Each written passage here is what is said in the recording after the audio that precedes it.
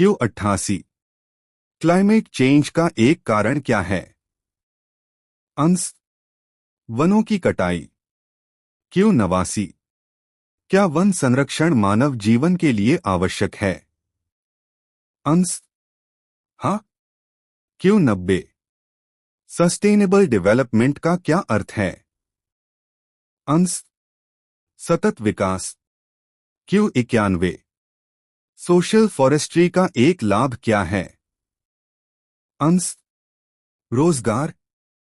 Q92। Ecotourism का क्या अर्थ है? अंश, वन पर्यटन। Q93। वन्यजीवों की गणना को क्या कहते हैं? अंश, सेंसस। Q94। टाइगर सेंसस कितने वर्ष में होता है? अंश, 4 वर्ष। Q95।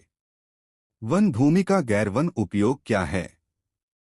अंश, अपराध। Q96।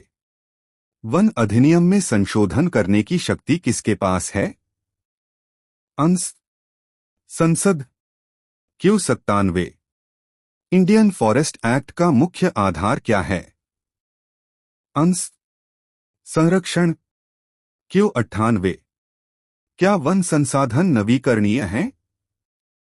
अंश, हाँ। Q99। क्या वन मानव जीवन का आधार हैं? अंश, हाँ। Q100। इंडियन फॉरेस्ट एक्ट 1927 में आरक्षित वन की प्रारंभिक अधिसूचना किस धारा में जारी होती है? अंश, धारा 4। Q101। इंडियन फॉरेस्ट एक्ट 1927 की धारा 6 किससे संबंधित है? अंश, दावों की सूचना। Q102। वन बंदोबस्त अधिकारी को अधिकारों की जांच का अधिकार किस धारा में है? अंश, धारा 7। Q103। रिजर्व्ड फॉरेस्ट में अधिकारों का निपटान किस धारा तक किया जाता है? अंश, धारा 15। Q104। प्रोटेक्टेड फॉरेस्ट में नियम बनाने की शक्ति किस धारा में है? अंश, धारा 30। Q105। विलेज फॉरेस्ट के प्रबंधन का अधिकार किसे दिया जाता है? अंश, ग्राम समुदाय। Q106। इंडियन फॉरेस्ट एक्ट के अंतर्गत वन उपज की जब्ती के बाद रिपोर्ट किसे दी जाती है? अंश, मजिस्ट्रेट को। Q107। फॉरेस्ट ऑफेंस में प्रयुक्त वाहन जब्त करने का प्रावधान किस धारा में है? अंश, धारा 52। Q108। वन अपराध में प्रयुक्त पशु की जब्ती का प्रावधान किस अधिनियम में है? अंश, इंडियन फॉरेस्ट एक्ट 1927। Q109।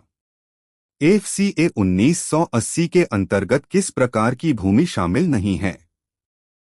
अंश, निजी गैरवन भूमि। Q110। FCA 1980 का उल्लंघन करने पर दंड का प्रावधान किस धारा में है? अंश, धारा 3। Q111। FCA 1980 के तहत नियम बनाने की शक्ति किसके पास है? अंश, केंद्र सरकार। Q112।